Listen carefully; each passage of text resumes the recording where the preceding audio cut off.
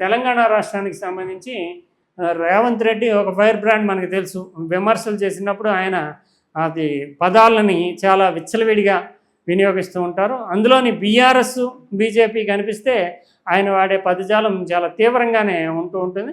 BRS నాయకుడైనటువంటి కేసీఆర్ని తాజాగా సవాల్ చేస్తూ అసెంబ్లీకి రండి తేల్చుకుందాం, అంటే మీ టైంలో మీ 10 ఏళ్ల కాలంలో ఎక్కువ అభివృద్ధి జరిగిందా, మా 2.5 సంవత్సరాల కాలంలో ఎక్కువ అభివృద్ధి జరిగిందా చర్చించుకుని, ఒకవేళ మా టైంలో అభివృద్ధి జరగలేదంటే కనుక నేను క్షమాపణ చెప్పి వెళ్ళిపోతాను, ఇంకా మీరు సిద్ధమా దానికి అంటూ ఒక ఛాలెంజ్. అంటే కేసీఆర్ అసెంబ్లీకి రాడు అనేటటువంటి భావంతో ఛాలెంజ్ వేసరడం. అంతేకాకుండా కారు పార్టీ అనేది నీ గుర్తు, కారు పార్టీ అనే దాన్ని మర్చిపో, 2029 ఎన్నికల్లో సైతం మళ్ళీ మేమే వస్తాము, అంటే సర్కార్ మళ్ళీ వస్తుంది, అంటే 29 అని ఈయనే డిసైడ్ చేశారు. నిజానికి ఇక్కడ అసెంబ్లీకి సంబంధించి చూస్తే కనుక 2028 నాటికి డిసెంబర్ నాటికి అయిపోద్ది. అయితే ఈయన ఉద్దేశం డీలిమిటేషను, మహిళా రిజర్వేషన్ ఇవన్నీ కలిపి జమిలీ ఎన్నికల్లోకి వెళుతుంది. 2029లోనే లోక్సభ ఎన్నికలతో పాటు కలిసి నడుస్తాయి అనేటటువంటి అంచనాతోటి రేవంత్ రెడ్డి తాజా సవాల్ చేశారు. ఈ సవాల్ మీద ఈ రోజున పెద్ద ఎత్తున స్పందనలు రావచ్చు. ఎందుకంటే రేవంత్ రెడ్డి చేసిన వెంటనే మళ్ళీ మీడియా అన్ని సిద్ధం చేసుకుని ఆయన ఆరోపణలు తిప్పుకొట్టడానికి వ్యూహం సిద్ధం చేసుకుని బీఆర్ఎస్ రంగంలో దిగుతుంది. అందువల్ల ఈ పొలిటికల్ కాన్ఫ్లిక్ట్ అనేటటువంటిది ఈరోజు దానికి ప్రతిస్పందన వ్యక్తం కావచ్చు.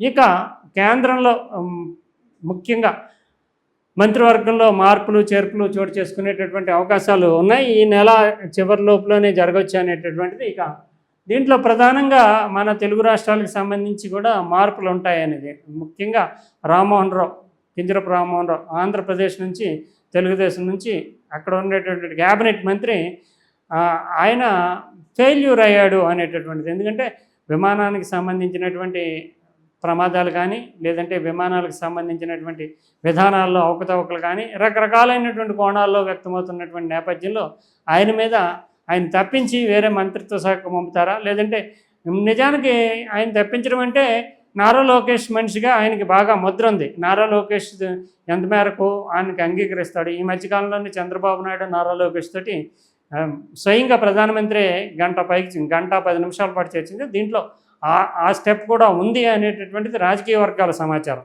ఈ నేపథ్యంలో రామ్మోహన్ నాయుడు మీద కూడా పడొచ్చా, కింజరపు రామ్మోహన్ నాయుడు మీద ఏమన్నా ఎఫెక్ట్ పడవచ్చా అనేటటువంటిది. ఇక మరోవైపు చూస్తే కనుక బండి సంజయ్ మీద ఈ మధ్యకాలంలో కుమారుడు రూపంలో వచ్చినటువంటి వివాదాలు రకరకాలు వచ్చినాయి. కాబట్టి అతన్ని ఏమన్నా మంత్రిత్వ శాఖ మార్చడమా, లేదంటే ఏదైనా చేస్తారని. కిషన్ రెడ్డి పనితీరు మీద చాలా తీవ్రమైనటువంటి అసంతృప్తి, పార్టీని పునరుజ్జీవింపజేయడానికి కానీ ముందుకు తీసుకెళ్ళడానికి కానీ ఫెయిల్యూర్ అవుతున్నాడు అనేది. అందువల్ల కిషన్ రెడ్డికి పార్టీ బాధ్యతలు అప్పగిస్తారు. కొంతమందిని మంత్రివర్గం నుంచి తప్పించి పార్టీ బాధ్యతలు అప్పగిస్తారని చెప్తున్నారు. నిజానికి కిషన్ రెడ్డి పార్టీ మ్యాన్. అందువల్ల కేంద్ర ప్రభుత్వంలో కంటే పార్టీ బాధ్యతలు ఏమన్నా నేషనల్ స్థాయిలో ఇస్తారా? ఇక్కడ ఆల్రెడీ 8 మంది ఎంపీలు ఉన్నారు కాబట్టి ఎవరికైనా సహాయ స్వతంత్ర పదవులు ఇవ్వడం ద్వారా ముందుకు తీసుకెళ్తారా? ఇవన్నీ వేచి చూడాల్సిన అంశాలు. అయితే ప్రధానంగా ఈ మంత్రివర్గంలో పెద్ద ఆసక్తి వ్యక్తమవుతున్నది ధర్మేంద్ర ప్రధాన్ ఫెయిల్యూర్. అంటే లక్షల మంది విద్యార్థులతో ముడిపడినటువంటి విద్యాశాఖలో ఫెయిల్యూర్స్ అనేటటువంటివి, లోపాలు, పేపర్ లీకేజ్లు, వీటన్నిటికీ బాధ్యుడిగా ఆయన్ని తప్పించాలనే డిమాండ్ దేశవ్యాప్తంగా వస్తుంది. అది ఎక్కువ ఎత్తున, అంటే పెద్ద ఎత్తున ఆసక్తి వ్యక్తమవుతున్న అంశం.